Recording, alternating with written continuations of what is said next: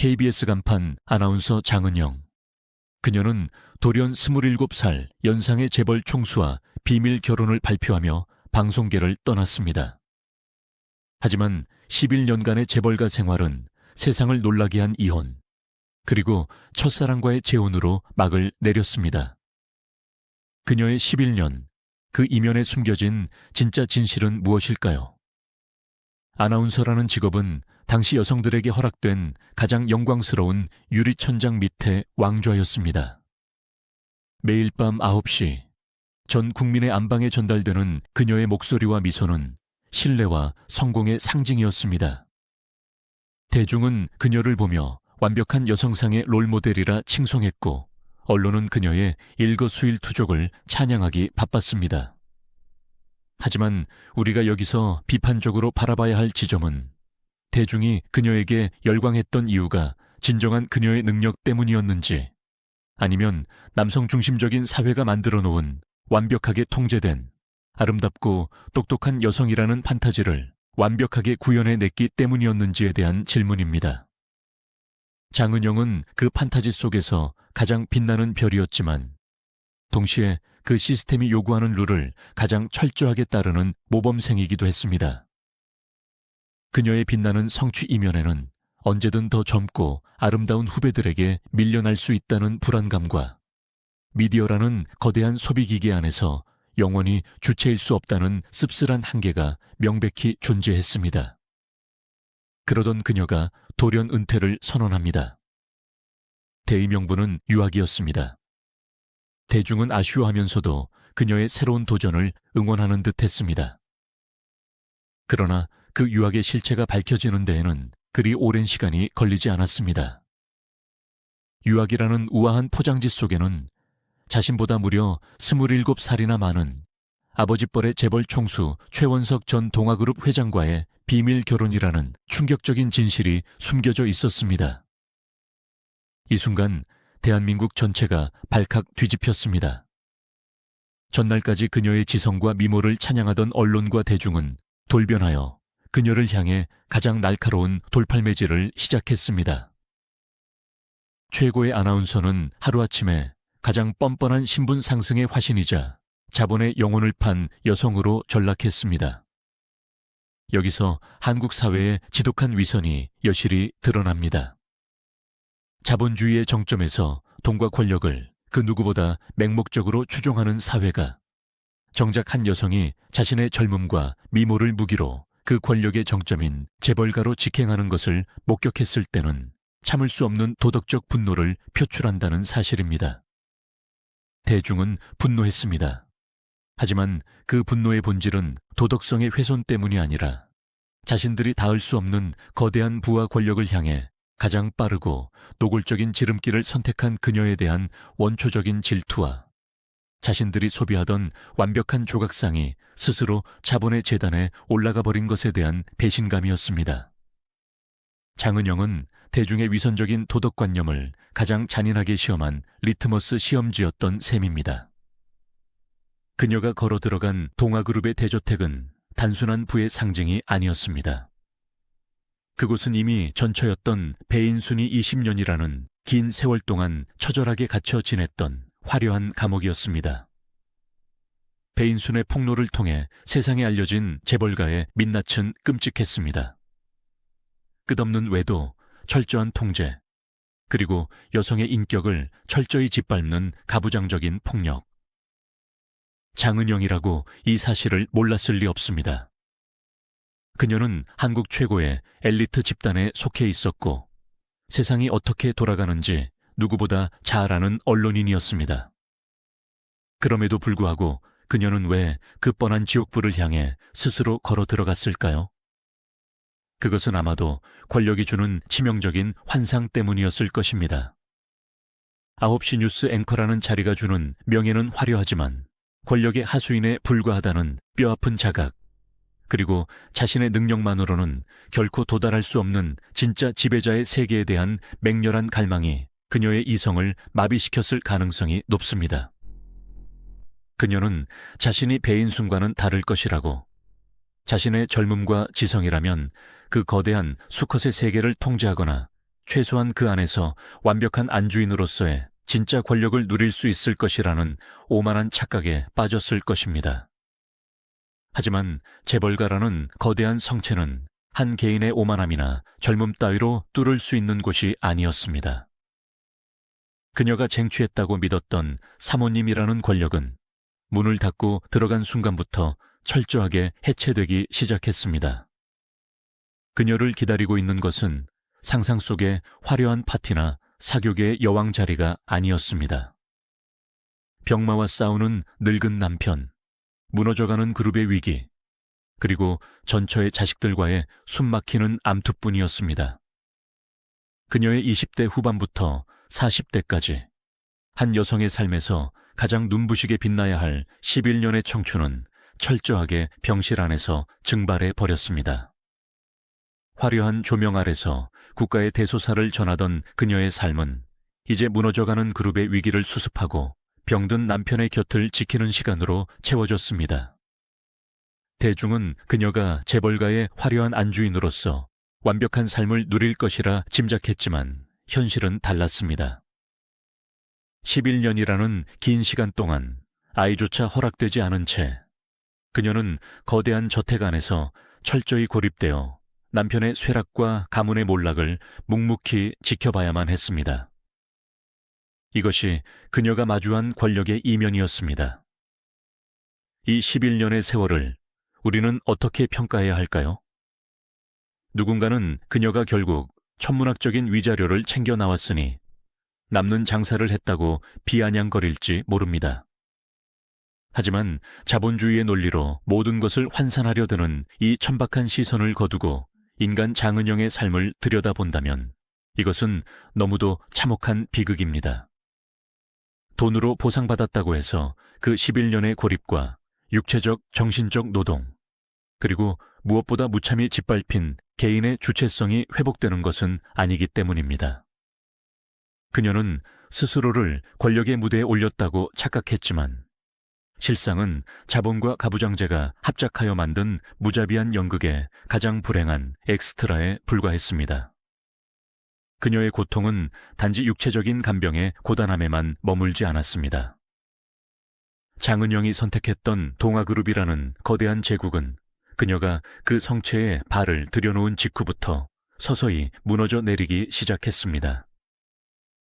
외환위기의 거센 폭풍우 속에서 한때 대한민국 재계를 호령하던 그룹은 속절없이 해체되었고 그녀가 의지했던 권력자 남편은 그룹의 몰락과 함께 법정을 오가며 그 알량한 권력마저 잃어버린 이빨 빠진 호랑이로 전락하고 말았습니다. 그녀가 자신의 빛나는 젊음과 바꾼 것은 영원 불멸할 것 같았던 무소불위의 권력이었지만 현실에서 그녀의 손에 쥐어진 것은 파산한 늙은 기업가의 곁을 지켜야 하는 초라한 의무뿐이었습니다. 이 지점에서 우리는 그녀의 선택이 얼마나 허망하고 어리석은 도박이었는지 다시 한번 목도하게 됩니다. 자본주의 사회에서 부와 권력은 영원할 것이라는 맹신, 그리고 그 부를 소유한 남성의 옆자리를 차지함으로써 자신 역시 그 권력의 일부가 될 수 있다는 얄팍한 환상은 그룹의 부도와 함께 산산조각 났습니다. 한때 화려한 스포트라이트를 받으며 세상을 다 가질 듯 당당했던 미스코리아 출신 앵커는 빚더미에 앉은 남편의 병상을 지키며 매일같이 쏟아지는 언론의 차가운 냉소와 대중의 조롱을 묵묵히 견뎌내야 했습니다. 그녀는 철저하게 고립되었습니다. 진정한 의미의 가족도 사랑도 자신이 주도하는 삶도 없는 거대한 진공 상태. 아이조차 허락되지 않은 그 삭막한 저택에서 그녀는 자신의 30대라는 여성으로서 가장 찬란하게 꽃 피워야 할 시기를 통째로 증발시켰습니다. 그리고 2010년 마침내 11년이라는 길고 기괴했던 연극이 막을 내립니다. 장은영은 이혼을 발표했습니다. 표면적인 이유는 자식 문제와 성격 차이였지만 대중은 그 이면에 숨겨진 진실을 이미 꿰뚫어 보고 있었습니다. 그것은 사랑의 종말이 아니라 지독하게 길었던 간병 계약 혹은 청춘 저당 계약의 종료를 의미했습니다.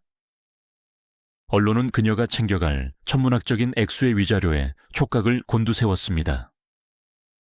수십억에서 수백억에 달할 것이라는 추측이 난무했습니다. 사람들은 다시 한번 그녀를 향해 비아냥거렸습니다. 결국 목적은 돈이었고 11년 만에 그 목적을 달성한 치밀한 승부사라는 조롱 섞인 평가가 쏟아졌습니다. 하지만 이 이혼을 단순히 성공적인 먹튀로 치부해버리는 것은 너무나 단편적이고 폭력적인 해석입니다. 그녀가 받은 막대한 위자료는 결코 승전보의 전리품이 될 수 없습니다. 그것은 다시는 되돌릴 수 없는 11년의 청춘, 지독한 외로움 속에서 피말리며 견뎌야 했던 감정의 억압, 그리고 세상의 손가락질을 받으며 잃어버린 자신의 사회적 이름값에 대한 처절한 위로금이자 눈물겨운 정산일 뿐이었습니다. 돈으로 그녀의 은행 장원은 채워졌을지 모르지만 병실에서 썩어 들어간 그녀의 30대는 그 어떤 숫자로도 보상받을 수 없는 영구적인 결손이었습니다. 그런데 대중을 진짜 경악하게 만든 사건은 이혼 그 자체가 아니었습니다. 이혼 서류에 잉크가 차에 마르기도 전인 불과 몇 개월 후 장은영은 또 한 번 세상을 발칵 뒤집어 놓는 소식을 전합니다. 바로 재혼이었습니다. 상대는 재벌도 권력자도 아닌 그녀의 대학 시절 첫사랑이었습니다. 10여 년 전 화려한 재벌가로 향하기 위해 매몰차게 버렸던 바로 그 평범한 남자 곁으로 그녀는 돌아간 것입니다. 게다가 그녀는 임신 중이라는 사실까지 당당하게 밝혔습니다. 이 믿기 힘든 반전 앞에서 대한민국 사회는 엄청난 충격과 혼란에 빠졌습니다. 누군가는 이 상황을 두고 세상에서 가장 소름 돋는 복수극이자 철저하게 계산된 인생 설계라고 비난했습니다. 젊은 시절 재벌계에 들어가 막대한 부를 축적한 뒤 늙은 남편이 더 이상 쓸모가 없어지자 돈을 챙겨 나와 진짜 자신이 사랑했던 젊은 남자와 가정을 꾸리는 완벽한 시나리오라는 것입니다. 만약 이것이 사실이라면 장은영은 대중이 상상하는 것 이상으로 잔혹하고 냉혹한 자본주의의 괴물일 것입니다. 하지만 우리는 이 사건을 전혀 다른 비판적 시각으로 바라볼 필요가 있습니다. 그녀의 재혼은 치밀한 계산의 결과라기보다는 11년 동안 억눌려 있던 진짜 삶에 대한 필사적이고 절박한 갈망의 폭발에 가깝습니다. 화려한 감옥에서 탈출한 그녀가 가장 먼저 찾은 곳이 자신을 있는 그대로 사랑해 주었던 과거의 연인이었다는 사실은 그녀가 재벌계에서 보낸 시간들이 얼마나 비인간적이고 참혹한 결핍의 연속이었는지를 반증합니다. 과거의 그녀는 자본과 권력이라는 신기루를 쫓아 자신의 모든 것을 덜렸지만 그 끝에서 마주한 것은 끔찍한 공허함 뿐이었습니다.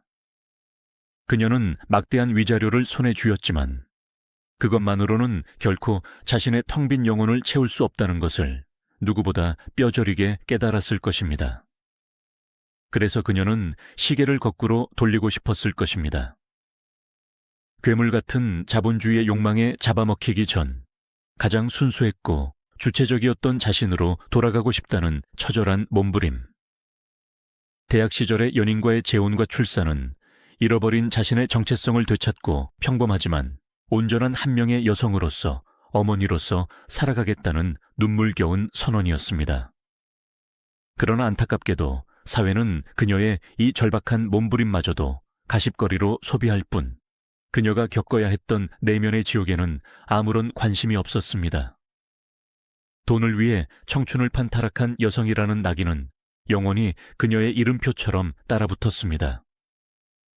대중은 자신들이 만들어낸 욕망의 시스템 안에서 철저히 이용당하고 버려진 한 개인의 비극을 그저 흥미로운 아침 드라마 보듯 관음증적인 시선으로 소비했습니다. 장은영은 자신이 선택한 길이었기에 그 모든 비난을 감수해야 했지만 과연 그녀를 향해 돌을 던지는 우리 사회는 그 천박한 물신주의와 여성에 대한 도구화에서 얼마나 자유로운지 무겁고 날카로운 질문을 던지지 않을 수 없습니다. 그녀가 이혼 후 첫사랑이었던 평범한 대학 시절의 연인과 재혼하고 출산을 강행한 것은 바로 이 철저한 파산 상태에서 자신의 존재를 다시 증명하고 잃어버린 생명력을 되찾기 위한 가장 필사적인 생존 본능의 발현으로 읽혀야 합니다. 11년이라는 시간 동안 그녀의 자궁은 늙고 병든 권력의 그늘 아래서 생명을 잉태할 기회조차 박탈당한 채 철저하게 통제되고 억압되었습니다. 그것은 여성으로서의 삶이 근본적으로 부정당하는 가장 폭력적인 형태의 소외였습니다. 따라서 이혼 직후 이루어진 임신과 재혼은 돈과 권력이라는 죽은 가치에 짓눌려 있던 그녀가 마침내 피가 흐르고 심장이 뛰는 진짜 살아있는 인간의 삶으로 귀환했음을 알리는 처절한 독립선언문과도 같습니다.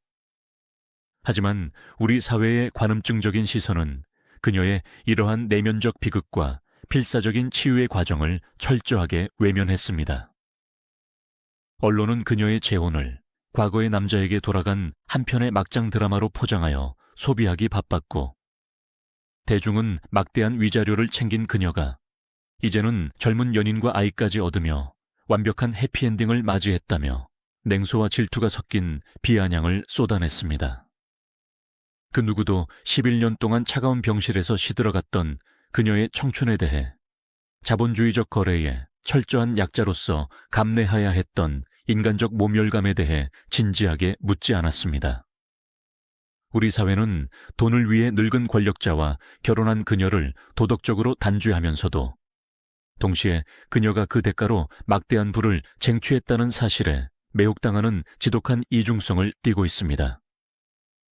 장은영은 이러한 한국 사회의 천박한 배금주의와 여성 혐오적 시선이 완벽하게 투영된 희생양이자 십자가였습니다. 그녀는 자신의 인생을 걸고 자본과 권력의 허상을 증명해냈지만 사회는 그녀가 남긴 뼈아픈 교훈을 성찰하기는커녕 그녀를 영원히 성공한 꽃뱀이라는 선정적인 틀 안에 가두어 버렸습니다.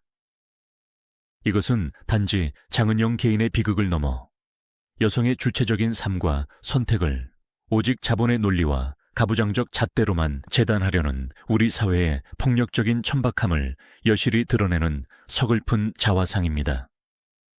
그녀의 삶은 우리에게 묻고 있습니다. 우리가 그토록 맹목적으로 쫓는 부와 권력의 진짜 얼굴은 무엇인가? 자신의 모든 것을 바쳐 도달한 그 꼭대기에서 마주하는 것이 끔찍한 고립과 자아의 상실이라면 과연 그 맹렬한 욕망의 경주에 뛰어들 가치가 있는 것인가? 그리고 우리 사회는 단지 다르게 혹은 극단적으로 욕망했다는 이유만으로 한 인간의 삶을 이토록 무참히 짓밟고 조롱할 권리가 있는 것인가?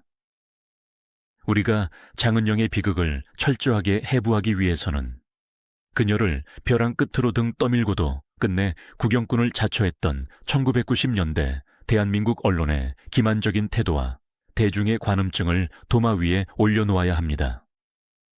언론은 미스코리아 출신의 명문대생 앵커라는 전무후무한 캐릭터를 입맛에 맞게 조립하고 포장하여 대중에게 전시했습니다. 매일 밤 텔레비전 화면 속에서 완벽한 발음과 지적인 미소로 세상의 진실을 전하던 그녀는 사실 언론이라는 거대한 권력 기계가 만들어낸 가장 정교하고 매혹적인 스피커에 불과했습니다. 사회는 그녀에게 완벽한 지성과 흠결 없는 도덕성을 동시에 요구했지만 정작 그녀가 그 좁고 숨막히는 방송국의 유리천장을 깨고 나가 한국 자본주의의 정점인 재벌가와 직접 거래를 시도했을 때 언론은 가장 먼저 그녀의 등에 칼을 꽂았습니다. 여기서 우리는 몹시 불편하지만 피할 수 없는 질문과 마주하게 됩니다. 왜 우리 사회는 27살이나 어린 여성의 젊음과 지성을 자신의 부로 탐욕스럽게 집어삼킨 늙은 자본객에는 관대하면서 그 거대한 권력의 카르텔에 편승하려 했던 여성에게만 이토록 가혹한 도덕적 잣대를 들이대는 것일까요? 늙은 재벌 총수의 세 번째 결혼은 성공한 남성의 당연한 전리품쯤으로 가볍게 소비되거나 은밀한 부러움의 대상이 되었지만 장은영의 선택은 국가적인 수치이자 도덕적 타락의 극치로 매도되었습니다. 이것은 한국 사회에 깊숙이 뿌리내린 가부장제의 이중성이자 여성을 오직 남성의 권력을 장식하는 부속품으로만 취급하려는 폭력적인 시선의 결정체입니다. 그녀는 스스로 권력의 주체가 되려 했으나 세상은 그녀를 성공한 꽃뱀이라는 천박한 프레임 안에 가두어 철저히 대상화하고 난도질했습니다.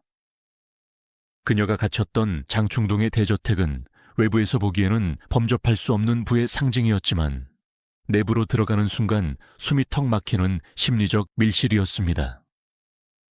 그녀가 마주해야 했던 일상은 사교계의 화려한 파티나 안주인으로서의 우아한 지위가 아니었습니다.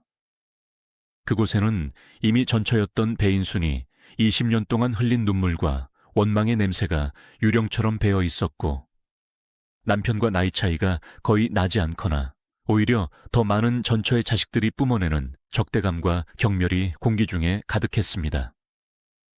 명목상으로는 그룹의 안주인이었으나 실질적으로 그녀는 그 거대한 가문의 이방인이자 남편의 생명을 연장하기 위해 고용된 최고급 계약직 노동자에 불과했습니다. 자본주의 사회에서 젊음은 종종 가장 강력한 화폐로 치환됩니다. 장은영은 자신의 찬란한 30대라는 절대 다시 돌아오지 않을 한정판 화폐를 지불하고 동아그룹 회장의 부인이라는 어음으로 교환했습니다. 그러나 그 어음은 남편의 병환과 그룹의 부도라는 치명적인 악재 속에서 철저하게 부도 처리되고 말았습니다. 그녀가 기대했던 인격 가치는 창출되지 않았고 오히려 남편의 병수발이라는 혹독한 육체적 노동과 무너져가는 가문을 지켜봐야 하는 정신적 고문만이 이자처럼 불어났습니다. 화려한 앵커석에 앉아 세상을 호령하던 지적인 여성은 기저귀 냄새와 소독약 냄새가 진동하는 병실에서 늙은 남편의 쇠락해가는 육신을 닦아내며 자신의 젊음이 속절없이 증발하는 것을 두 눈으로 지켜봐야 했습니다.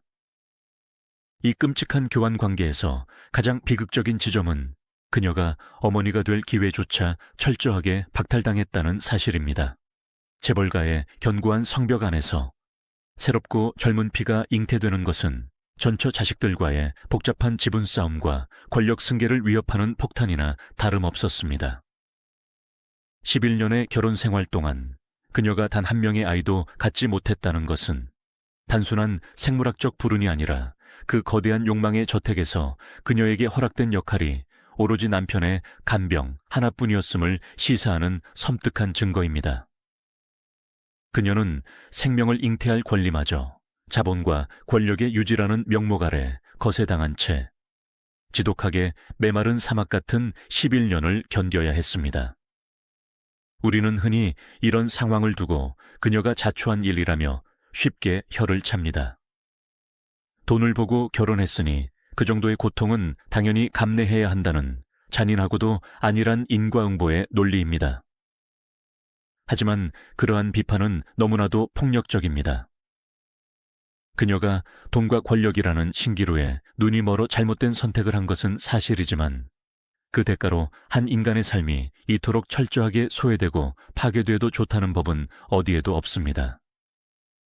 그녀가 병실에서 남몰래 흘렸을 절망의 눈물과 세상과 단절된 채 겪어야 했던 뼈저린 고독은 결코 천문학적인 위자료 몇 푼으로 퉁칠 수 있는 가벼운 감정의 찌꺼기가 아닙니다. 그녀가 겪은 고통의 본질은 불을 탐한 자의 당연한 몰락이 아니라 남성 중심의 권력 구조 안에서 여성이 자신의 정체성을 잃어버릴 때 직면하게 되는 보편적인 지옥의 한 형태입니다. 그녀는 자신이 남편의 권력을 공유하고 있다고 착각했지만 실상은 남편의 권력을 보위하기 위한 도구로 소비되고 있었을 뿐입니다. 그리고 그 권력이 힘을 잃었을 때 그녀의 가치 역시 가차없이 폐기 처분되었습니다. 이것이 바로 우리가 장은영의 삶을 통해 직시해야 할 권력의 비정한 민낯입니다. 권력은 결코 나누어지지 않으며 권력의 주변부를 맴도는 자들은 언제든 가장 먼저 희생양으로 던져질 운명을 타고난다는 이 끔찍한 진실 말입니다. 그 억압의 세월을 끝내고 그녀가 선택한 길은 다시 한번 대중의 뒤통수를 치는 것이었습니다. 돈을 위해 청춘을 팔았던 여자가 늙은 남편이 더 이상 빼먹을 것이 없어지자 돈을 챙겨 과거의 젊은 연인에게 돌아갔다는 막장 드라마의 완벽한 서사. 대중은 이 자극적인 스토리에 열광하며 다시 한번 도덕적 우월감에 취해 그녀를 난도질했습니다. 어떻게 그토록 뻔뻔할 수 있냐며 11년의 세월을 철저한 투자금 회수 기간으로 사용한 무서운 여자라고 손가락질했습니다. 그러나 이 천박한 해석을 걷어내고 그녀의 심연을 들여다본다면 이 재혼이야말로 가장 절박하고 눈물겨운 인간 선언임을 깨닫게 됩니다. 거대한 권력과 자본의 감옥에서 간신히 목숨만 부지한 채 탈출한 수감자가 가장 먼저 찾는 것은 자신의 존재 자체를 있는 그대로 긍정해 주었던 과거의 온기일 수밖에 없습니다. 화려하지만 차가웠던 병실에서 그녀가 잃어버린 것은 단순히 시간만이 아니라 누군가에게 순수하게 사랑받고 또 사랑을 줄 수 있는 인간 본연의 감정이었습니다. 그녀는 자신을 사모님이나 간병인이 아니라 그냥 장은영이라는 한 명의 여자로 기억해주는 남자를 통해 자신의 산산조각난 정체성을 봉합하고자 했던 것입니다.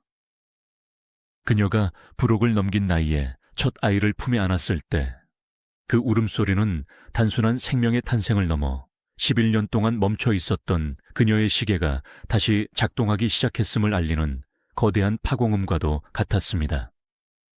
거대한 권력과 막대한 부가 흐르던 동아그룹의 대저택은 역설적으로 생명이 자라날 수 없는 완벽하게 통제된 무균실이자 불임의 공간이었습니다. 늙고 병든 권력자에게 젊은 아내는 자신의 쇠락해가는 육신을 지탱해줄 우아한 지팡이이자 충실한 간병인이어야 했지. 새로운 생명을 잉태하여 복잡한 재산 분할의 변수를 만들어낼 위험한 어머니여서는 안 되었습니다. 그녀의 자궁은 11년이라는 억압의 세월 동안 자본의 논리에 의해 철저하게 봉인되어 있었습니다. 그러나 그 무덤 같던 저택을 빠져나와 과거의 평범한 연인과 재회한 직후에 기적처럼 찾아온 새 생명은 그 자체로 자본주의적 권력에 대한 가장 통쾌하고도 본능적인 승리였습니다.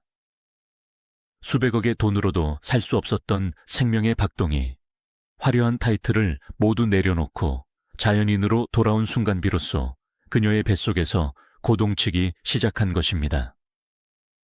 이것은 돈과 권력이라는 죽은 가치에 짓눌려 있던 한 여성이 마침내 피가 흐르고 숨이 쉬어지는 진짜 인간의 삶으로 생환했음을 증명하는 눈물겨운 증거였습니다.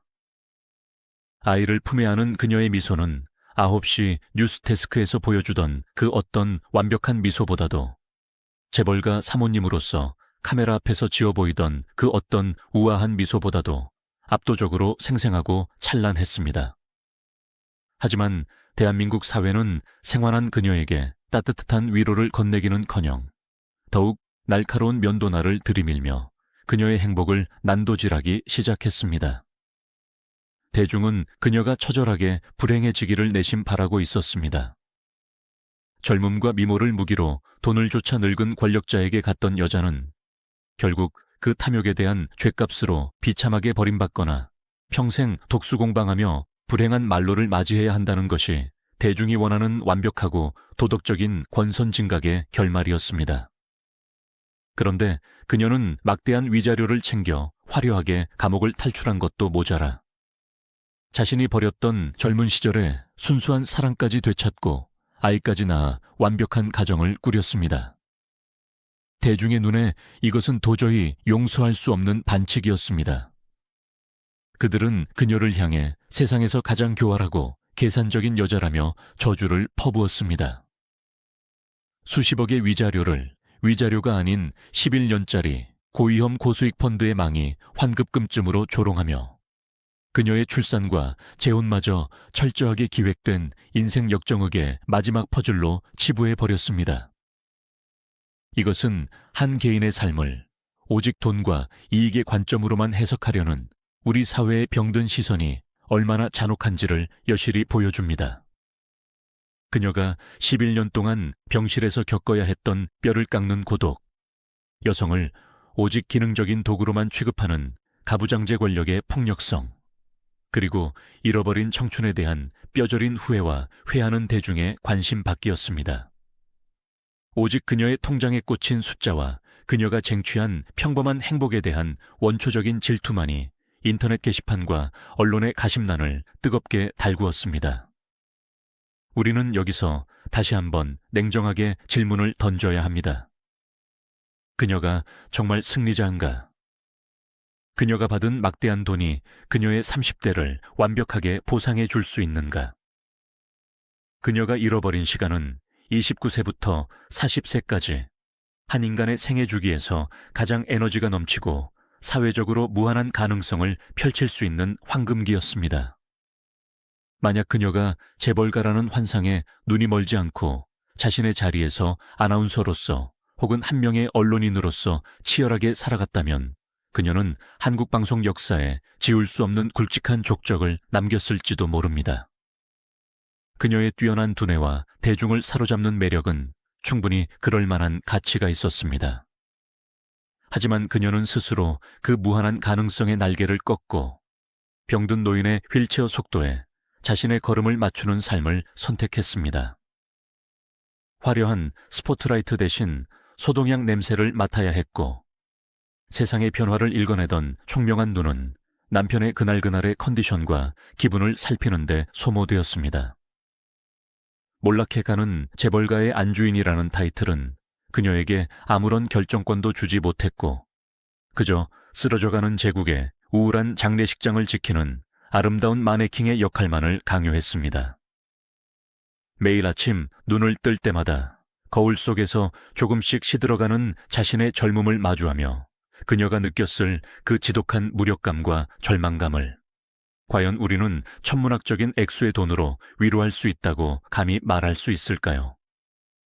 그녀의 앞선 자리에 있었던 전처 배인순의 삶과 장은영의 삶을 교차해서 바라보면 이 재벌가라는 공간이 여성을 착취하는 방식이 얼마나 교묘하고 폭력적인지 더욱 명확해집니다.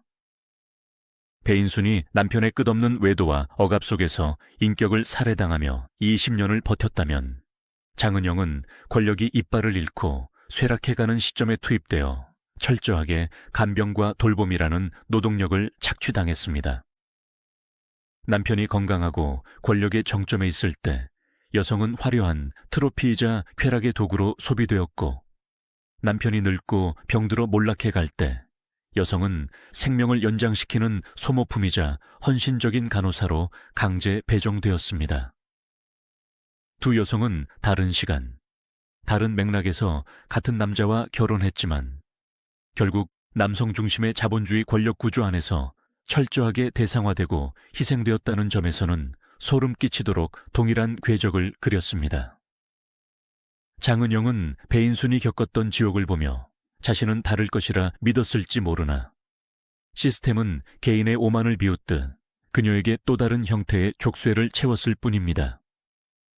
그 족쇄를 풀고 나오기 위해 지불해야 했던 대가가 바로 그녀의 눈부신 청춘 전체였습니다. 그녀의 첫사랑이었던 지금의 남편은 이 모든 폭풍우와 오욕의 굴레를 묵묵히 받아들였습니다. 온 국민이 손가락질하는 재벌가의 돈을 노렸던 탐욕스러운 여자라는 주홍글씨를 임에 새긴 그녀를 아내로 맞이한다는 것은 평범한 남자로서는 결코 상상하기 힘든 엄청난 용기와 희생을 요구하는 일이었습니다. 그럼에도 불구하고 그가 그녀의 손을 잡은 것은 11년 전 화려한 불나방처럼 권력을 향해 날아갔다가 날개가 다 타버린 채 추락한 그녀의 이면, 그 상처 입고 너덜너덜해진 진짜 장은영의 영혼을 보았기 때문일 것입니다. 그들의 결합은 대중이 상상하는 영악한 계산의 결과가 아니라 세상의 모든 조롱과 비난을 뚫고서라도 한 인간을 있는 그대로 껴안으려는 치열하고도 숭고한 구원극이었습니다. 아이러니하게도 그녀가 가장 찬란하게 빛났던 20대의 지성미 넘치던 아나운서 시절이나 수백억의 자산을 보유한 재벌가의 사모님 시절보다 화장기 없는 얼굴로 아이의 기저귀를 갈며 평범한 남편을 향해 짓는 지금의 미소가 훨씬 더 큰 해방감을 줍니다. 그녀는 먼 길을 돌아 수많은 오답의 가지를 쳐내고 나서야 비로소 자신이 진짜 발을 딛고 서 있어야 할 땅이 어디인지 깨달은 것입니다. 하지만 세상은 이 한편의 처절한 참회록이자 성장기를 결코 아름답게 기록해주지 않을 것입니다. 자본주의가 만들어낸 거대한 환상극의 무대 위에서 장은영이라는 이름은 영원히 욕망의 눈이 멀어 청춘을 저당 잡힌 비운의 앵커라는 꼬리표를 달고 박제되어 버렸습니다. 이것은 비단 그녀 개인의 비극으로 끝나는 것이 아니라 오늘날까지도 끊임없이 반복되는 씁쓸한 현실의 거울입니다. 여전히 수많은 젊은이들이 자신의 능력과 노력으로 차곡차곡 쌓아 올리는 계단 대신 자본과 권력이라는 아찔한 엘리베이터에 탑승하기 위해 자신의 가장 귀한 것들을 기꺼이 내놓으려 하고 있기 때문입니다. 그 화려한 엘리베이터의 문이 닫히고 끝없이 상승하는 동안에는 세상을 다 가진 것 같은 착각에 빠지지만 그 문이 열리는 순간 마주하게 되는 것은 누군가의 화려한 병풍이 되거나 언제 폐기될지 모르는 소모품으로 전락한 자신의 초라한 모습일지도 모릅니다. 장은영은 자신의 온 삶을 갈아 넣어 그 화려한 엘리베이터의 종착지가 얼마나 소름 끼치도록 춥고 외로운 곳인지를 우리에게 생생하게 증언하고 있습니다. 우리가 장은영의 삶을 통해 마주해야 하는 또 다른 끔찍한 진실은 그녀가 그 거대한 동아그룹의 저택이라는 물리적인 감옥에서는 탈출했을지언정 대한민국 사회라는 더 거대하고 촘촘한 심리적 파놉티콘 원형 감옥에서는 영원히 벗어날 수 없다는 사실입니다. 대중과 언론은 그녀를 놓아줄 생각이 추호도 없었습니다. 그녀가 늙은 회장의 곁을 지킬 때는 돈의 영혼을 판 여자로, 막대한 위자료를 받고 이혼했을 때는 치밀하게 계산된 먹튀의 아이콘으로, 그리고 마침내 첫사랑과 재혼하여 아이를 낳았을 때는 세상에서 가장 교활하게 모든 것을 다 가진 여자로 끝없이 프레임을 바꾸어 가며 그녀를 난도질했습니다. 그녀의 삶은 철저하게 대중의 관음증적 쾌락을 위해 복무하는 영원한 가십의 제물로 전락해버린 것입니다. 이토록 집요하고 폭력적인 시선의 이면에는 우리 사회 깊숙이 또아리를 틀고 있는 천박한 자본주의적 질투와 가부장적 통제 욕구가 자리 잡고 있습니다. 대중이 장은영의 재혼과 출산에 그토록 분노했던 진짜 이유는 그녀가 도덕적으로 타락해서가 아닙니다. 그녀가 자본주의 사회의 암묵적인 룰을 너무나도 완벽하게 농락하고 파괴해버렸기 때문입니다. 사람들은 보통 돈을 선택한 자는 사랑을 잃고 불행해져야 하며 사랑을 선택한 자는 가난이라는 대가를 치러야 한다는 이분법적인 인과응보를 맹신합니다.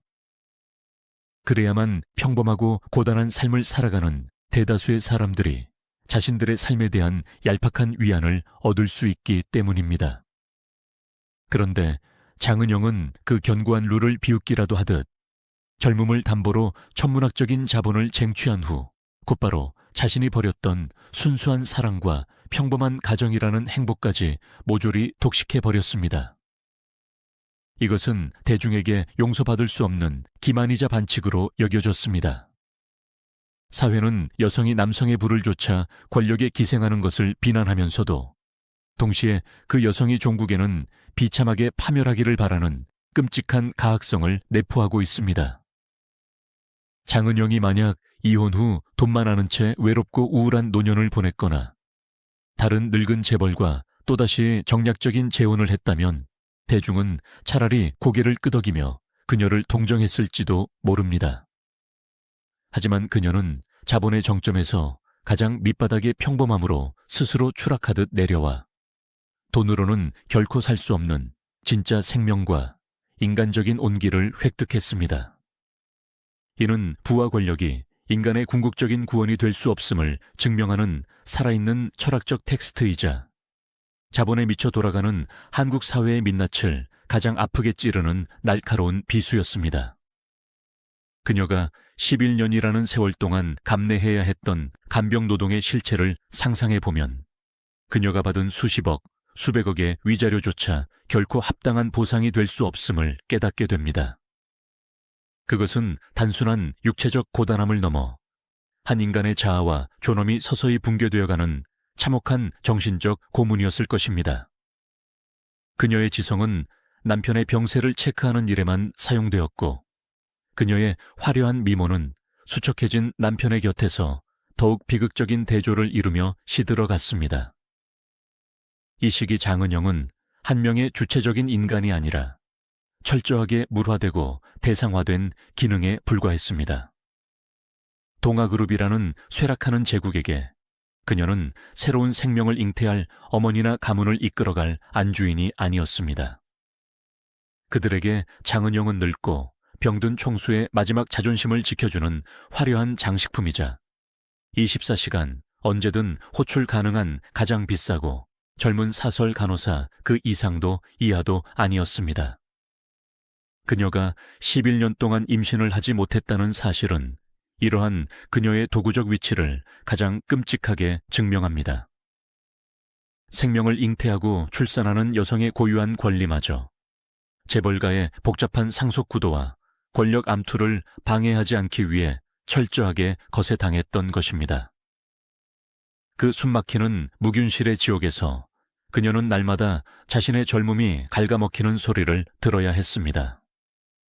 친구들이 사회에서 자리를 잡고 평범한 사랑을 하고 아이를 낳아 기르는 동안 그녀의 시간은 병실의 심장 박동 모니터 소리에 맞춰 철저하게 정지되어 있었습니다. 시간은 자본주의 사회에서 돈으로 살 수 없는 유일한 절대제입니다. 동아그룹에 무너진 성벽에서 빠져나올 때 그녀의 손에 쥐어진 막대한 수표 뭉치는 결코 그녀의 잃어버린 30대를 되돌려놓지 못했습니다. 가장 눈부시게 빛날 수 있었던 청춘의 가능성, 방송인으로서 성취할 수 있었던 사회적 자아, 그리고 30대 여성으로서 누릴 수 있었던 평범한 일상의 기쁨들은 그 어떤 천문학적인 숫자로도 영원히 환산 불가능한 영구적 손실이었습니다. 그래서 그녀가 40대의 나이에 과거의 연인과 평범한 성당에서 올린 소박한 재혼식은 그 어떤 재벌가의 호화로운 세기의 결혼식보다 눈물겹고 장엄한 승리의 선언이었습니다. 수만 송이의 꽃장식도 정재계 인사들의 화려한 하객도 없었지만 그곳에는 가식과 억압으로 점철된 11년의 허물을 벗어던지고 비로소 피와 살이 도는 진짜 인간으로 생활한 한 여자의 뜨거운 숨결이 있었습니다. 그녀의 뱃속에서 자라나기 시작한 새 생명은 자본과 권력이라는 죽은 가치에 의해 11년간 억눌려 있던 그녀의 생명력이 마침내 뚫고 나온 찬란한 기적이었습니다. 늙고 병든 권력자에게 봉사하기 위해 통제되었던 자궁이 평범하지만 자신을 있는 그대로 사랑해주는 남자를 만나 비로소 생명의 밭으로 기능하기 시작했다는 사실은 그 자체로 가부장적 자본주의에 대한 가장 통쾌한 복수이자 눈부신 해방일지 모릅니다. 하지만 이 눈부신 해방의 서사 앞에서도 우리는 결코 그녀를 향한 비판적 성찰을 멈추어서는 안 됩니다. 장은영 개인의 구원과 별개로 그녀가 청춘을 담보로 실행했던 그 위험하고도 폭력적인 거래 방식은 여전히 우리 사회에 독버섯처럼 퍼져 있는 배금주의의 가장 극단적인 모델이기 때문입니다. 그녀는 결국 성공적으로 탈출하여 자신의 삶을 재건했지만 그것은 그녀가 가진 특출난 조건, 미스코리아 출신의 미모와 아나운서라는 타이틀이 있었기에 가능한 예외적인 생존기일 뿐입니다. 그녀의 삶을 섣불리 로맨틱한 인생 역정극으로 포장하는 순간 우리는 자본을 위해 기꺼이 자신을 도구화하는 행위를 정당화하는 위험한 함정에 빠지게 됩니다. 그녀의 삶은 젊은 여성들에게 유리구두를 신겨주겠다는 재벌가의 신화가 사실은 얼마나 잔혹한 피해 계약서인지를 경고하는 가장 잔인한 동화입니다. 왕자의 성에 들어간 신데렐라는 화려한 파티의 여주인공이 되는 것이 아니라 죽어가는 왕자의 병수발을 들며 자신의 청춘을 미라처럼 박제당할 수 있다는 끔찍한 현실. 권력의 주변부에서 기생하여 얻는 분은 결코 주체적인 권력이 될 수 없으며 언제든 그 권력의 원천이 소멸할 때 가장 먼저 버려지는 소모품이 된다는 뼈아픈 교훈을 그녀의 11년이 피토하듯 증명하고 있습니다. 장은영은 90년대 대한민국 뉴스의 중심에서 세상의 진실을 전달하는 앵커를 꿈꿨습니다. 하지만 역설적이게도 그녀의 인생 자체가 한국 사회의 가장 천박하고 이중적인 진실을 고발하는 거대한 뉴스가 되어버렸습니다.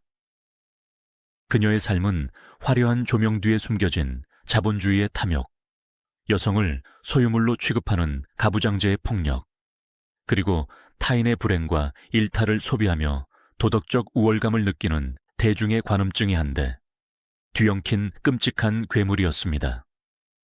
그녀는 그 괴물의 가장 화려한 희생양이자 동시에 그 시스템을 철저히 이용해 살아남은 가장 영악한 생존자이기도 합니다. 우리는 장은영을 동정할 필요도, 그렇다고 무턱대고 돌을 던질 자격도 없습니다. 우리가 진정으로 해야 할 일은 그녀라는 거울에 비친 우리 시대의 일그러진 욕망을 똑바로 응시하는 것입니다. 부와 권력을 향한 맹목적인 질주 끝에 남는 것이 과연 무엇인지, 우리는 한 인간의 가치를 오직 그가 소유한 자본의 크기로만 재단하고 있지는 않은지, 그녀의 파란만장한 궤적은 계속해서 우리에게 날카롭고 불편한 질문을 던지고 있습니다. 그녀가 선택했던 오답과 그 오답을 딛고 일어선 눈물겨운 정답 사이에 그 아득한 간극 속에서 우리는 인간이라는 존재의 연약함과 강인함을 동시에 목격하게 됩니다. 동아그룹이라는 거대한 제국의 무거운 철문이 그녀의 등 뒤로 닫히던 그 순간 장은영이 느꼈을 감정은 단순한 해방감이 아니었을 것입니다. 그것은 자신의 청춘을 통째로 삼켜버린 거대한 괴물의 아가리에서 간신히 빠져나온 생존자의 서늘한 안도감이자 동시에 11년이라는 잃어버린 시간을 향한 뼈저린 애도였을 것입니다. 사람들은 그녀가 수백억 원의 위자료를 챙겨 화려하게 문을 나섰다고 수군거렸지만 물리적인 부의 축적이 그녀가 잃어버린 존재론적 가치를 대신할 수는 없었습니다. 그 철문을 나서는 순간 그녀는 더 이상 대한민국 경제를 좌지우지하던 거물급 인사의 우아한 사모님이 아니었습니다. 세상의 잣대로 보자면 그녀는 그저 젊음과 미모를 미천 삼아 권력에 기생하다가 효용 가치가 떨어지자 막대한 퇴직금을 받고 쫓겨난 흠집난 중년의 이혼녀로 전락한 상태였습니다. 이 지점에서 우리는 한국 사회가 재벌계에서 이혼하고 나온 여성들을 어떻게 취급하는지 그 지독하게 폭력적인 시선을 마주하게 됩니다. 재벌 남성들은 이혼을 하더라도 그들의 사회적 지위나 권력에 어떠한 치명적인 타격도 입지 않습니다. 그들에게 이혼은 그저 사생활의 작은 흠결이거나 새로운 젊은 아내를 맞이하기 위한 통과 의례쯤으로 치부됩니다. 그러나 그 성체에서 밀려난 여성들의 처지는 완전히 다릅니다. 사회는 그녀들에게 막대한 부를 챙겼으니 평생 숨죽이고 살라는 암묵적인 침묵을 강요합니다. 대중은 그녀들이 화려한 쇼핑을 하거나 고급스러운 취미 생활을 즐기며 세상과 단절된 채 우울하게 늙어가기를, 혹은 그 막대한 돈 때문에 주변 사람들에게 이용당하고 불행해지기를 내심 기대합니다. 그것이 바로 자본의 꼭대기를 탐했던 여성에게 사회가 내리는 가장 가혹한 도덕적 형벌이라고 믿기 때문입니다. 하지만 장은영은 사회가 그어놓은 이 음침한 예상 경로를 산산조각 냈습니다. 그녀는 돈다발을 끌어안고 어두운 골방으로 숨어드는 대신 자신이 버리고 떠났던 가장 평범하고 보편적인 일상의 빛을 향해 전속력으로 달려갔습니다. 그녀가 이혼 서류에 도장을 찍자마자 대학 시절의 첫사랑을 찾아간 것은 어쩌면 11년의 지옥 같은 병수발 속에서 그녀가 유일하게 붙잡고 있던 생명줄이자 구명조끼였을지도 모릅니다. 권력의 비정함과 자본의 차가움에 온몸이 얼어붙었던 그녀에게 필요했던 것은 더 많은 돈이나 새로운 권력자가 아니라 동아그룹 회장의 부인이나 KBS 간판 아나운서라는 무거운 껍데기 없이 그냥 20살 무렵에 순수했던 장은영 그 자체를 기억하고 안아줄 수 있는 유일한 증인이었습니다. 이러한 그녀의 행보는 대중의 관음증적인 기대와 가부장적 도덕률을 완전히 교란시켰습니다. 사람들은 당황했고 이내 분노했습니다. 어떻게 청춘을 팔아 그토록 엄청난 부를 거머쥔 여자가 이제 와서 아무 일도 없었다는 듯이 가장 순수한 형태의 사랑과 평범한 가정이라는 행복까지 뻔뻔하게 독식할 수 있느냐는 것이었습니다. 대중의 눈에 장은영은 자본주의의 탐욕스러운 룰을 철저하게 악용하여 모든 것을 다 가져간 파렴치한 승리자였습니다.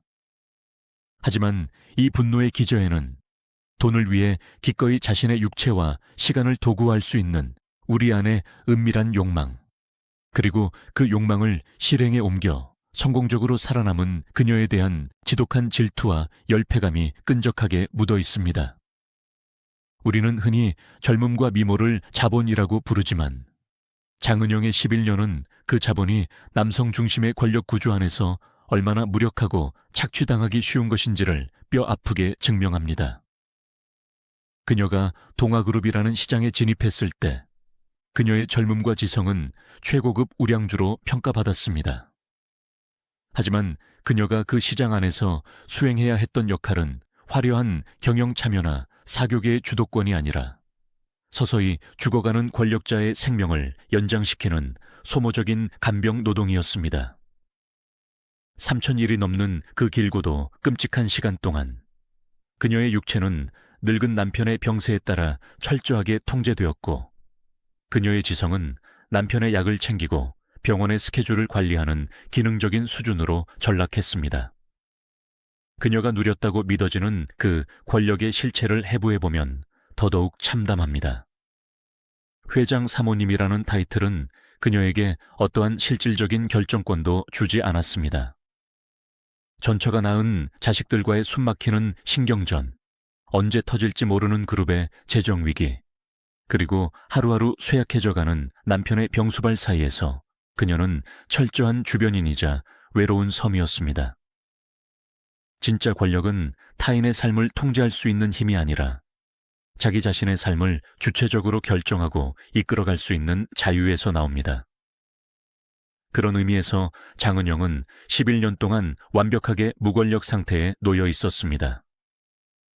그녀가 자신의 삶에 대한 통제권을 비로소 되찾은 것은 역설적으로 그 거대한 부와 거짓된 권력의 성체를 스스로 걸어나와 버렸을 때였습니다. 그녀의 서사가 우리에게 던지는 가장 묵직한 충격은 자본주의 사회에서 부가 인간의 영혼을 구원할 수 없다는 그 진부하지만 절대적인 진리를 그녀의 온 삶을 바쳐 너무도 생생하게 증명해냈다는 점입니다. 만약 그녀가 돈 그 자체가 목적이었던 피도 눈물도 없는 속물이었다면 그녀는 남편이 사망할 때까지 그 곁을 지키며 유산 상속을 둘러싼 진흙탕 싸움에 기꺼이 뛰어들었을 것입니다. 어차피 그룹이 무너지고 빚더미에 앉았다 하더라도 재벌계 숨겨진 자산과 그녀가 챙길 수 있는 몫은 일반인의 상상을 초월하는 것이었을 테니까요.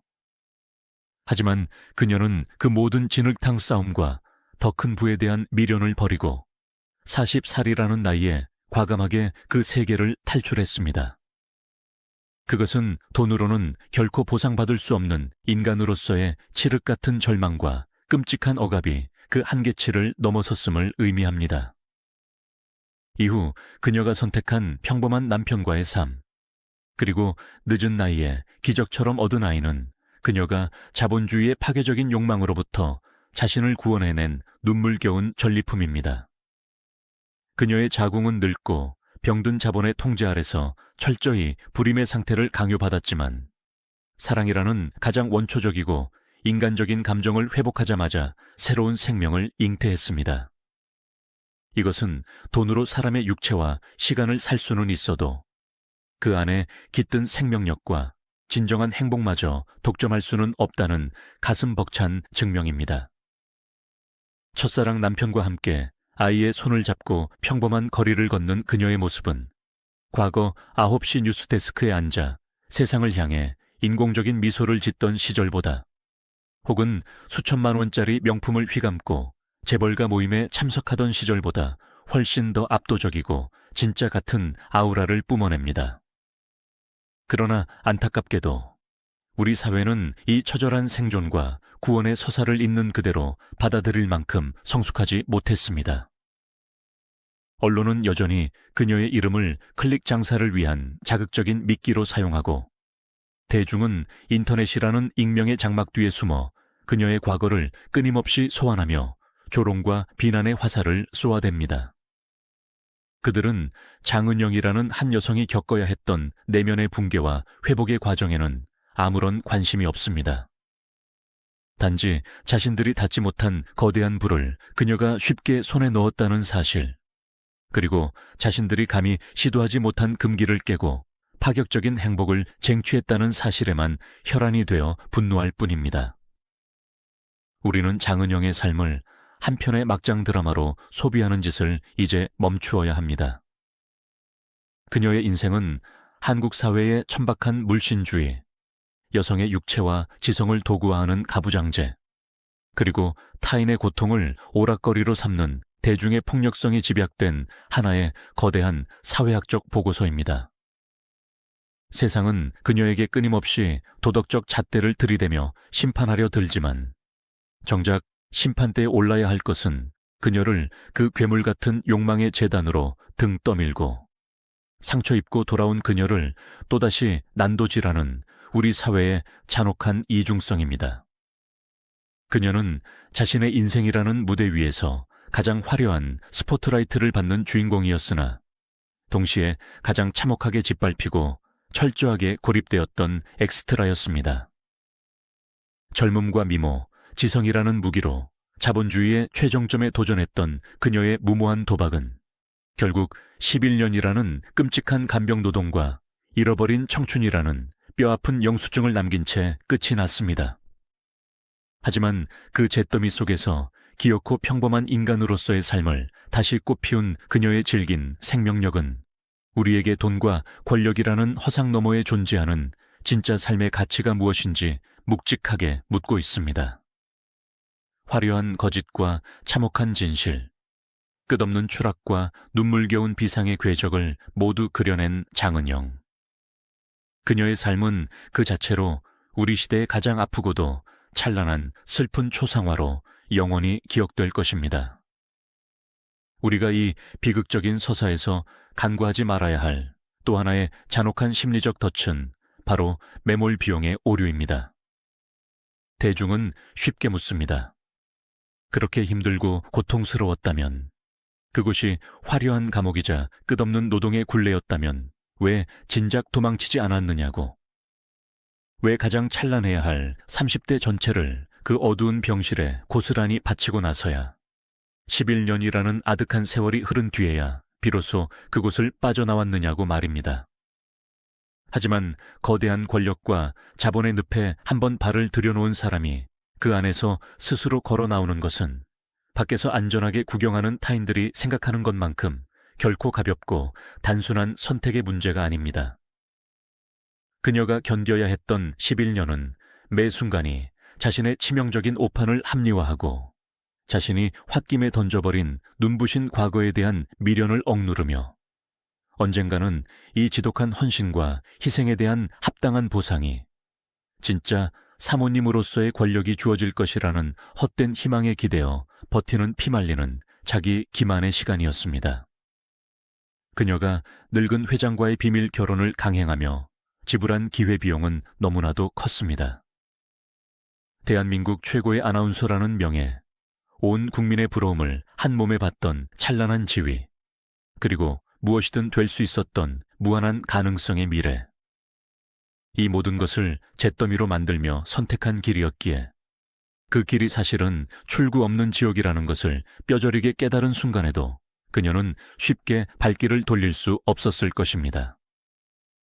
자신의 실패를 세상에 인정하는 순간, 자신이 자본의 허상과 알량한 권력욕에 눈이 멀어 스스로 인생의 가장 비참한 함정에 빠졌음을 온 국민 앞에 발가벗겨진 채 자백하는 꼴이 되기 때문입니다. 대중의 멸시를 견디며 쌓아 올린 견고한 자존심, 그리고 실패한 여자로 낙인 찍혀 다시는 세상 밖으로 나올 수 없을지도 모른다는 끔찍한 두려움이 그녀를 그 저택 안에 11년이나 묶어둔 가장 튼튼한 사슬이었습니다. 동아그룹이라는 거대한 제국이 외환위기의 파도에 휩쓸려 무너져 내리고 남편의 육신이 병매 잠식되어가는 절망적인 상황 속에서도 그녀는 묵묵히 기저귀를 갈고 휠체어를 밀었습니다. 그것은 남편에 대한 숭고한 사랑이라기보다는 자신이 던진 주사위의 참혹한 결과값을 어떻게든 유예해 보려는 벼랑 끝의 선자의 처절하고도 미련한 버티기에 가까웠습니다. 이 끔찍한 버티기의 시간 동안 대한민국 언론은 그녀를 철저하게 방치하거나 철저하게 이용했습니다. 그들은 그녀가 앵커 데스크에 앉아 있을 때는 여대생들이 가장 닮고 싶어하는 시대의 아이콘으로 추앙하다가 그녀가 재벌가의 담장을 넘은 순간부터는 입을 싹 닫고 관음증적인 흥미거리로만 소비했습니다. 남편의 휠체어를 밀며 법원이나 병원에 출두하는 그녀의 초췌한 모습은 언제나 언론의 좋은 먹잇감이었습니다. 카메라 플래시는 그녀의 핏기 없는 얼굴과 화장기 없는 눈가를 무자비하게 폭격했고, 기사들은 그녀의 불행을 은근히 조롱하며 대중의 값싼 도덕적 우월감을 부추겼습니다. 그 어떤 언론도 20대 후반에 똑똑하고 전도유망했던 한 여성이 어떻게 자본주의의 폭력적인 구조 안에서 완벽하게 질식해 가고 있는지 그 구조적 모순에 대해서는 묻지 않았습니다. 오직 그녀가 언제 이혼할 것인지, 이혼한다면 얼마의 돈을 챙겨서 나올 것인지에만 천박한 촉각을 곤두세웠을 뿐입니다. 그리고 마침내 2010년 버티고 버티던 매몰 비용의 한계점을 지나 그녀가 이혼을 선언했을 때 사회는 다시 한번 그녀를 난도질할 준비를 마친 상태였습니다. 위자료 분할 소송을 피하기 위해 신속하게 이루어진 합의 이혼의 배경을 두고 사람들은 그녀가 드디어 11년짜리 적금의 만기를 채우고 막대한 이자를 챙겨 떠난다고 비아냥거렸습니다. 늙고 병든 회장이 더 이상 경제적 가치가 없어지자 가차없이 버렸다는 비난이 쏟아졌습니다. 그녀는 11년을 헌신하고도 희대의 악녀이자 계산적인 꽃뱀으로 낙인 찍혔습니다. 이것이 바로 여성이 남성의 부와 권력을 빌려 쓴 대가로 치러야 하는 가장 잔혹한 이자입니다. 여성의 헌신은 당연한 무급 노동으로 치부되고 그 노동의 대가로 정당한 몫을 요구하는 순간 지독한 속물로 매도당하는 가부장제 자본주의에 소름 끼치는 이중잣대 말입니다. 만약 장은영이 남성이었고 그녀가 11년 동안 몰락해가는 처가에 병든 장인을 모시며 가문의 뒤치다꺼리를 도맡아 했다면 세상의 평가는 어땠을까요? 아마도 시대의 의리남이자 희생의 아이콘으로 칭송받았을 것이며 그가 이혼 후 챙겨갈 위자료는 그동안의 헌신에 대한 당연하고도 숭고한 보상으로 여겨졌을 것입니다. 하지만 장은영은 여성이었고 그것도 자신의 미모와 젊음을 무기로 계급 상승을 꾀했던 괘씸한 여성이었기에 그녀의 모든 희생은 철저하게 평가절하되었습니다. 그녀가 받은 수백억의 돈은 그녀의 찢겨진 영혼을 치유하기 위한 정당한 대가가 아니라 사회적 공분을 자아내는 불로소득이자 더러운 돈으로 취급받았습니다.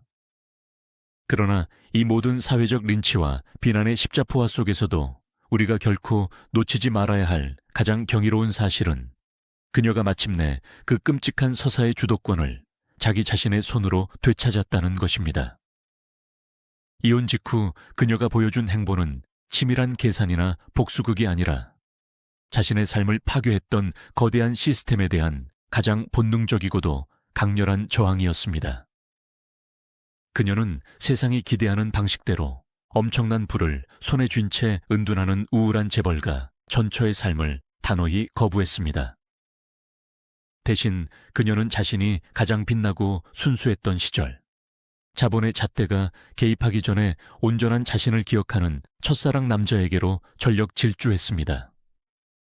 그것은 살기 위한 발버둥이었습니다.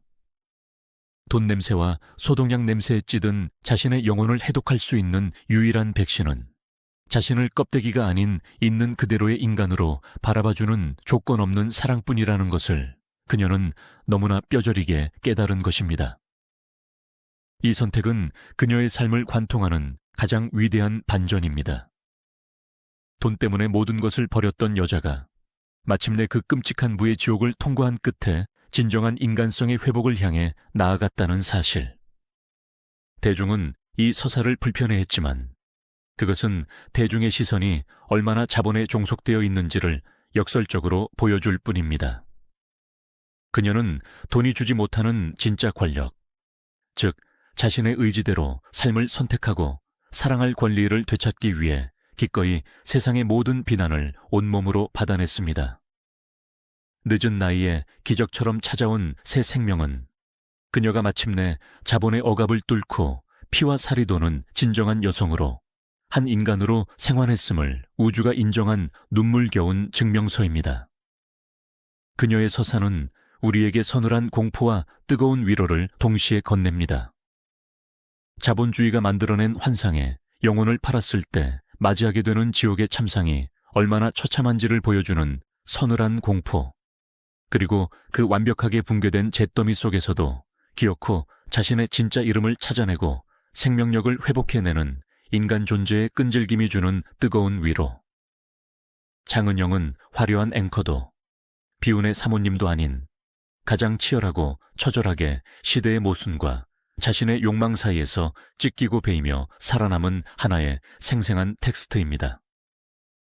이 텍스트를 어떻게 읽어낼 것인가는 그녀에게 돌을 던지기 바빴던, 그리고 여전히 또 다른 장은영을 찾기 위해 두리번거리는 우리 사회 전체가 짊어져야 할 무거운 숙제입니다. 장은영이 과거의 연인과 재회하여 평범한 가정을 꾸렸다는 소식이 전해진 이후에도 대한민국 사회와 언론은 그녀를 결코 순순히 놓아주지 않았습니다. 대중의 관음증은 분노를 넘어 집요한 스토킹의 형태로 진화했습니다. 파파라치들은 그녀의 새로운 보금자리 주변을 서성였고, 그녀가 남편과 함께 마트에서 장을 보거나 아이를 안고 외출하는 지극히 평범한 일상의 파편들을 몰래 카메라에 담아 선정적인 기사로 쏟아냈습니다. 언론이 그토록 집요하게 그녀의 새로운 삶을 추적했던 이유는 단 하나였습니다. 그녀의 그 불순한 선택이 결국 파국을 맞이할 것이라는, 혹은 파국을 맞이해야만 한다는 대중의 비뚤어진 기대 심리를 충족시키기 위해서였습니다.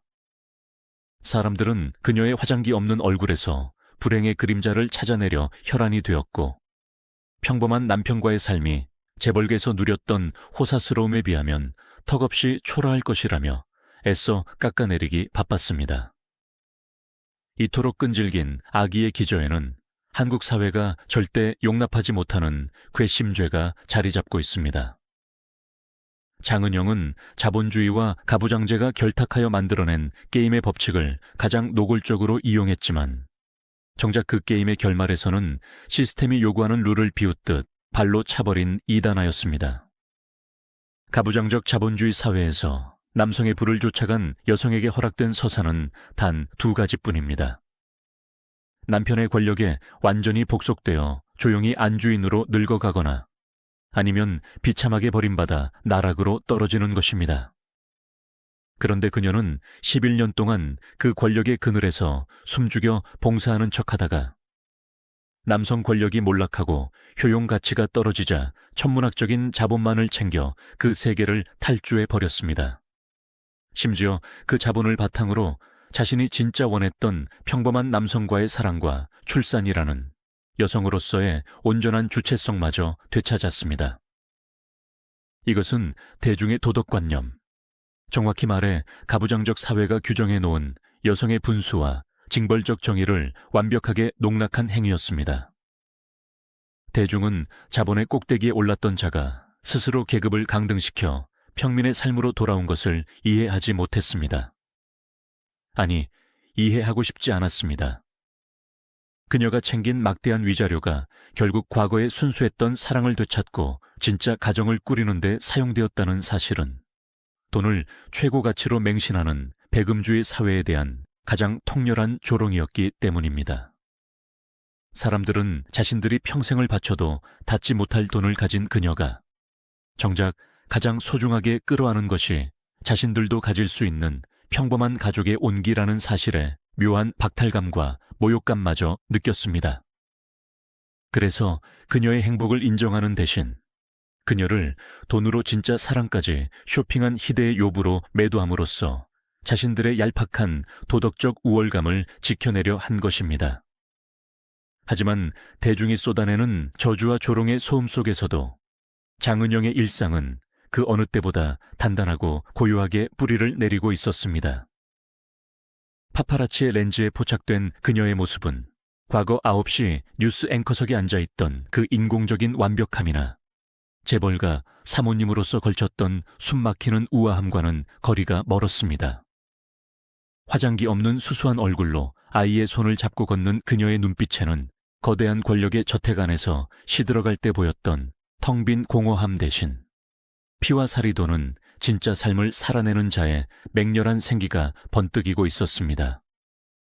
그녀가 유모차를 밀고 동네 마트를 걷는 그 지극히 평범한 행위조차 거대한 자본의 감옥에서 살아 돌아온 생존자가 세상의 잣대에 굴복하지 않고 온전히 자신의 의지대로 삶을 직조해 나가겠다는 거룩한 시위처럼 보였습니다.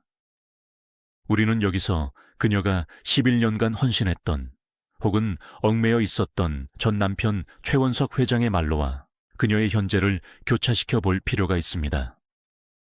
한때 대한민국 경제를 쥐락펴락하며 무소불위의 권력을 휘둘렀던 가부장적 권력의 상징은 그룹의 해체와 수많은 법적 분쟁 끝에 권력의 중심에서 철저히 밀려나 쓸쓸한 노년을 보내야 했습니다.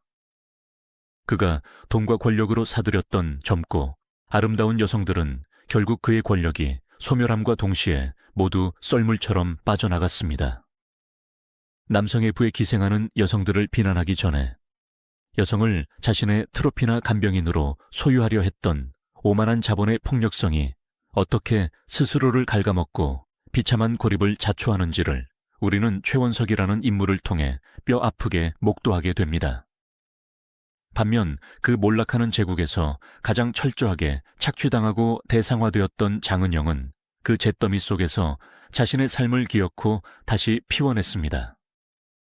남성의 권력에 의존하던 삶을 청산하고 막대한 대가를 치르고 얻어낸 자본을 바탕으로 철저하게 자신이 통제하고 주도하는 삶의 주어로 자리 잡은 것입니다. 이것은 현대판 신데렐라 스토리의 가장 기괴하면서도 현실적인 진화 형태입니다. 왕자의 성에 갇힌 신데렐라가 유리구두를 벗어 던지고 성에 쌓인 금화를 챙겨 밖으로 도망쳐 나와 자신이 진짜 사랑했던 평민 청년과 결합하는 서사. 대중은 이 파격적이고 불순한 신데렐라를 향해 마녀라고 손가락질하지만 가부장제의 폭력적인 구도 속에서 여성이 스스로를 구원하는 방식은 때로는 이토록 독하고 이기적이며 냉혹할 수밖에 없음을 그녀는 온몸으로 증명하고 있는 것입니다. 그녀의 서사가 가지는 폭발력은 단지 한 개인의 기구한 인생사에 머물지 않습니다. 장은영이라는 이름은 90년대 이후 한국 사회가 욕망해 온 모든 것들, 즉 명문대 학벌, 미스코리아라는 육체적 자본, 앵커라는 전문직의 환상, 그리고 재벌가라는 자본주의의 정점이 어떻게 하나의 거대한 허상으로 연결되어 있는지를 고발하는 살아있는 기념비입니다. 젊은 여성들에게 너의 미모와 지성을 잘 가꾸어 더 높은 계급의 남성에게 선택받으라고 속삭이는 이 사회의 은밀한 꼬임이 사실은 영혼을 갉아먹는 치명적인 독배임을 그녀는 11년의 지독한 병수발로 증언했습니다. 그 끔찍한 시간 속에서 그녀가 치러야 했던 가장 고통스러운 형벌은 외부의 비난이 아니라 철저히 소외되어가는 자기 자신을 무기력하게 지켜봐야 했던 내면의 지옥이었을 것입니다. 누군가를 사랑하고 돌보는 행위가 생명력을 부여하는 주체적인 노동이 아니라 권력과 자본의 유지라는 삭막한 목적을 위해 강제된 기능적 노동으로 전락했을 때 인간의 존엄은 산산조각 납니다. 그녀가 늦은 나이에 낳은 아이를 품에 안고 흘렸을 눈물의 무게는 그 11년의 억압과 자기 상실에 대한 뼈저린 회한이자 다시는 그 어떤 권력이나 자본 앞에서도 자신의 삶을 대상화시키지 않겠다는 도끼 서린 맹세였을 것입니다. 우리는 장은영의 삶을 오려내어 가심란에 전시하는 관음증의 폭력을 당장 멈추어야 합니다. 그녀를 향해 들이대던 그 서슬, 퍼런 도덕적 잣대의 방향을 돌려 도대체 이 사회가 왜 여성들에게 자본과 권력을 좇는 위험한 도박을 부추기고 또 그 도박의 희생자들을 이토록 잔인하게 짓밟고 소비하는지를 스스로에게 물어야 할 때입니다. 그녀는 돈에 눈이 멀어 청춘을 버렸지만 역설적이게도 그 돈이 결코 생명과 사랑의 가치를 넘어설 수 없다는 것을 누구보다 확실하게 깨달은 유일한 생존자입니다. 그녀가 거대한 성벽 밖으로 가지고 나온 것은 수백억의 돈다발뿐만 아니라 자본주의의 민낯을 철저하게 겪어낸 자만이 가질 수 있는 서늘한 통찰과 삶에 대한 처절한 애착이었습니다. 우리가 장은영이라는 인물을 통해 짚어내야 할 또 다른 거대한 시대적 맥락은 그녀의 삶이 1990년대 말부터 2010년대에 이르는 대한민국 사회의 뼈아픈 가치관의 변천사를 가장 극명하게 보여주는 살아있는 지표라는 점입니다. 그녀가 비밀 결혼을 감행했던 1999년의 한국 사회와 이혼 후 곧바로 첫사랑과 재혼했던 2010년의 한국 사회는 겉보기에는 많은 것이 달라진 듯 했지만 여성의 삶과 자본을 바라보는 그 폭력적인 시선의 본질만큼은 소름 끼치도록 변하지 않았습니다. IMF 외환위기 직후 온 국민이 생존의 벼랑 끝으로 내몰렸던 1999년 당시 미스코리아 출신의 최고 앵커가 27살 연상의 늙은 재벌과 결혼한다는 소식은 대중에게 단순한 충격을 넘어선 지독한 배신감이었습니다. 사람들은 국가 경제가 파탄난 상황에서 자신들의 젊음과 아름다움을 무기로 가장 견고한 부의 성체로 도피해버린 그녀를 향해 걷잡을 수 없는 분노를 쏟아냈습니다. 하지만 이 분노의 이면에는 여성의 성공은 결국 가장 부유하고 힘있는 남성에게 귀속되는 것이라는 가부장적 자본주의의 절대 공식을 맹신하면서도 그것을 너무나도 노골적이고 지름길로 쟁취해버린 그녀에 대한 원초적인 질투가 끓어오르고 있었습니다. 대중은 겉으로는 그녀의 도덕적 타락을 비난했지만 속으로는 돈과 권력을 향해 기꺼이 영혼을 팔 준비가 되어 있는 자신들의 은밀한 욕망을 그녀에게 투영하고 있었던 것입니다. 장은영은 그 시대가 낳은 가장 매혹적이면서도 가장 혐오스러운 욕망의 아바타였습니다. 그녀가 들어간 그 거대한 성체가 사실은 무너져 내리는 폐허였고 그녀의 역할이 안주인이 아니라 무급의 최고급 간병인이었다는 참혹한 진실은 철저하게 은폐되었습니다. 대중은 오직 그녀가 누릴 것이라 상상되는 그 압도적인 부와 권력의 환상에만 집착하며 그녀를 끝없이 소비했습니다. 그리고 11년이라는 세월이 흘러 2010년이 되었을 때 시대는 변했고 재벌을 바라보는 대중의 시선도 한층 더 냉소적이고 비판적으로 바뀌었습니다. 재벌가의 온갖 비리와 갑질, 비인간적인 민낯이 언론을 통해 낱낱이 까발려지면서 그들이 쌓아올린 부의 성체가 결코 존경의 대상이 될 수 없음이 명백해졌습니다. 그렇다면 그 11년의 세월 동안 그 끔찍한 성체 안에서 젊음을 저당 잡힌 채 늙은 남편의 대소변을 받아내야 했던 장은영을 향한 대중의 시선도 동정이나 이해로 바뀌어야 마땅했습니다. 그녀 역시 자본과 가부장제의 끔찍한 결탁에 희생된 피해자 중 한 명이었으니까요.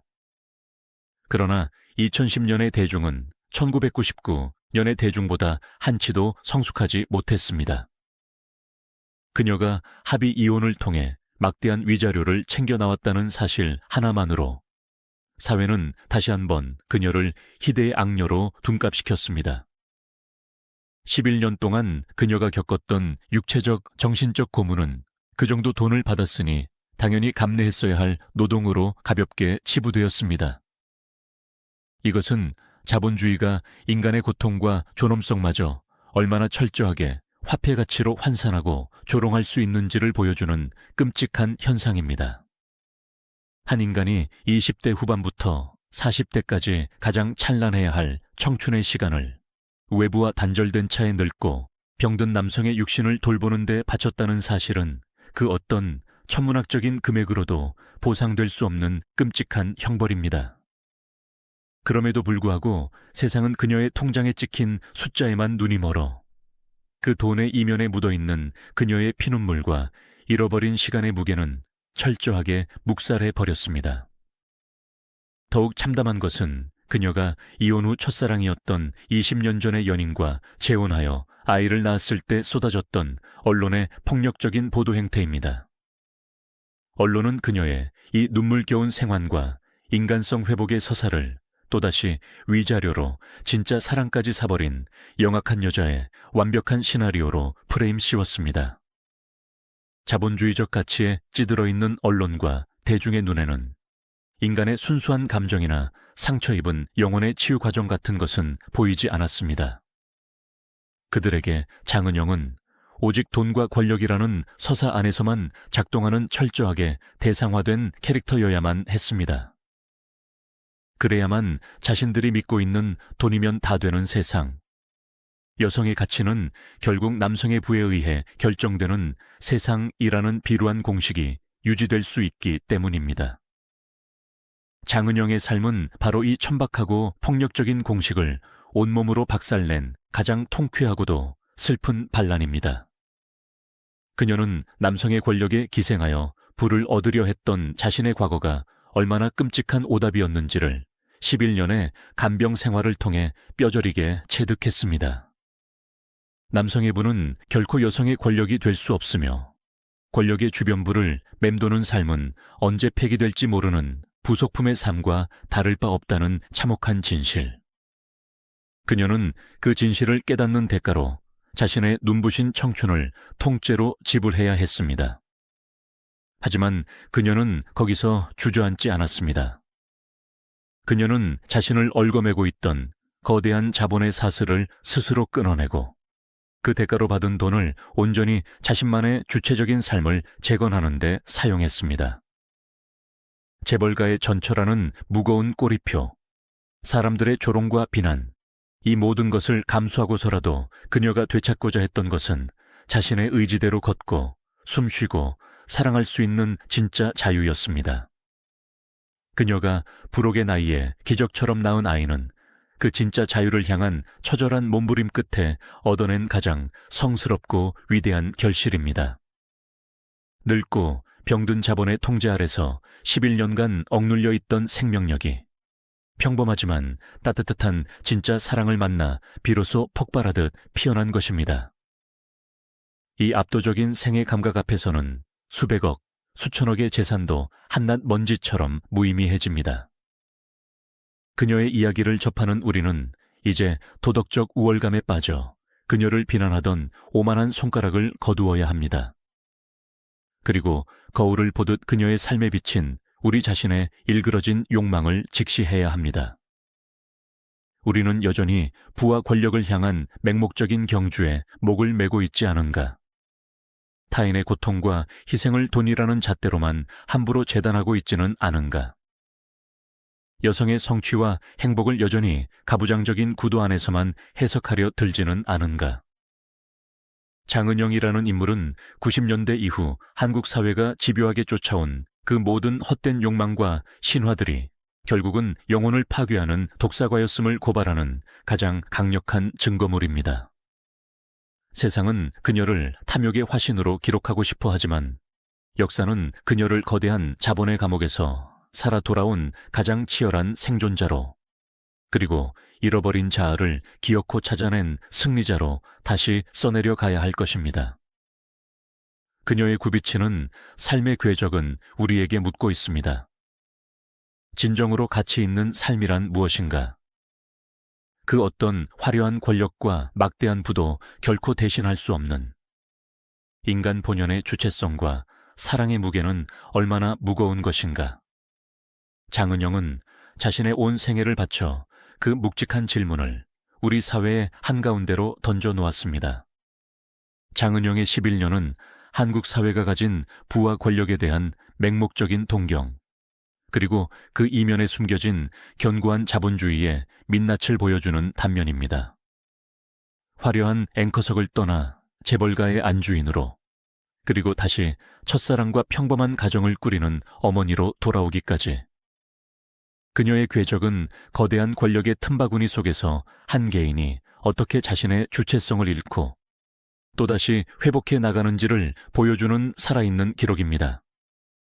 그녀의 삶을 한 편의 가십으로 소비할 것인지, 아니면 시대의 모순을 비추는 거울로 삼을 것인지는 오롯이 우리 사회가 짊어져야 할 질문으로 남았습니다.